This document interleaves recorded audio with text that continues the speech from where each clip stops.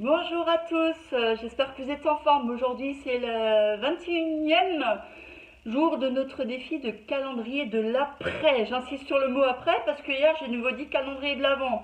Décidément, c'est le conditionnement du fameux calendrier. Alors, aujourd'hui, pareil, on va parler toujours encore d'équilibre, d'alimentation. Et à savoir que, j'ai juste réglé l'image, ça fait que la deuxième ou troisième fois que je refais la vidéo. Troisième, pourquoi? Parce que j'avais un problème avec le téléphone. Sans commentaire. Donc, à savoir, aujourd'hui, on va parler de l'équilibre dans le corps. À savoir qu'il y a un équilibre dans le corps qui se fait entre l'acide et le basique, c'est-à-dire tout ce qu'on appelle alcalin. D'accord? Donc, j'ai beaucoup parlé de l'acidité, de justement ce que ça provoque.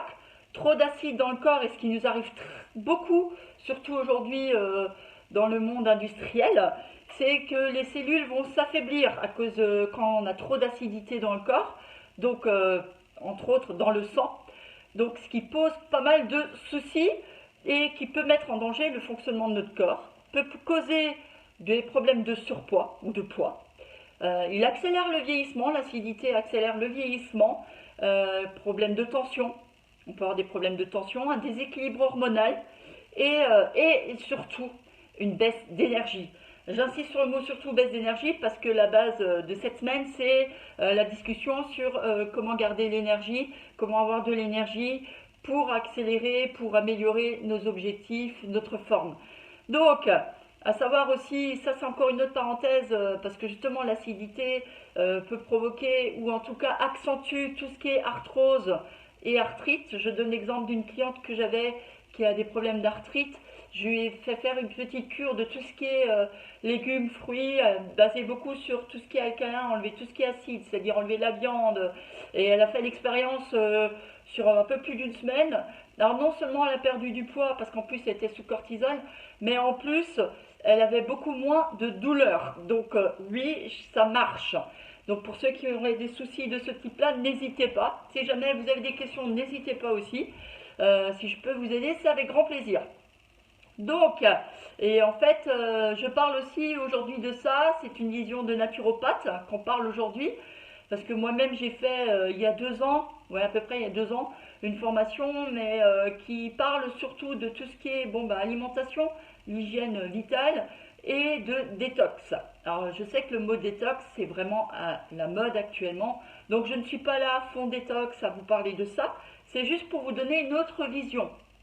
D'accord? Parce qu'effectivement, moi-même j'ai vécu 28 jours, j'ai fait 21 jours de détox, j'ai déjà essayé plein de choses, parce que c'est plus facile pour moi d'en parler ensuite, et pour voir si ça fonctionne ou pas. Ensuite, donc, après je ne vais pas forcément vous dire faites une détox si vous n'en ressentez pas l'envie ou pas le besoin. Pas de problème pour moi, vraiment pas. Il faut savoir ce qui marche pour l'un ne marche pas forcément pour l'autre.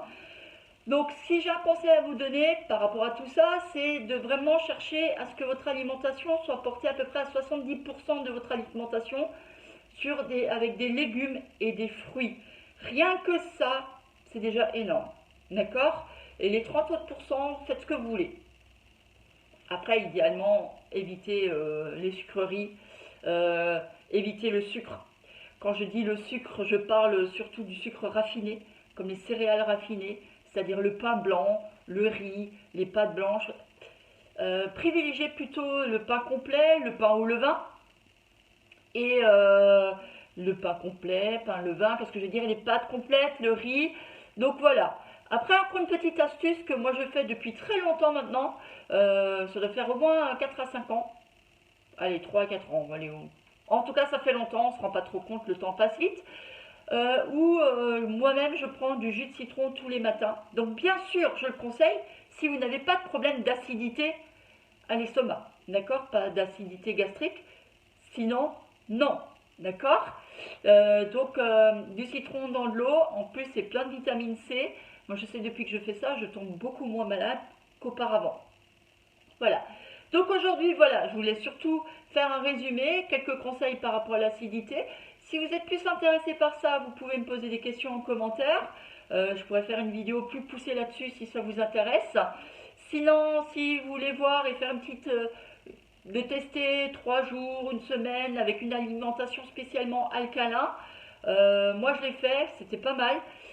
Cherchez sur internet alcalin, alimentation alcaline, voilà, et vous verrez déjà les conseils, les aliments qui est approprié. Voilà. Donc, voilà pour aujourd'hui. Voilà, j'ai dit plein de voilà. Donc pour aujourd'hui, c'est tout pour le moment.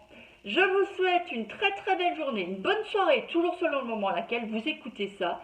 N'hésitez pas à liker, à partager, à vous abonner à ma chaîne, ça me ferait plaisir bien sûr si ça vous intéresse. Et je vous dis à demain. Ciao ciao!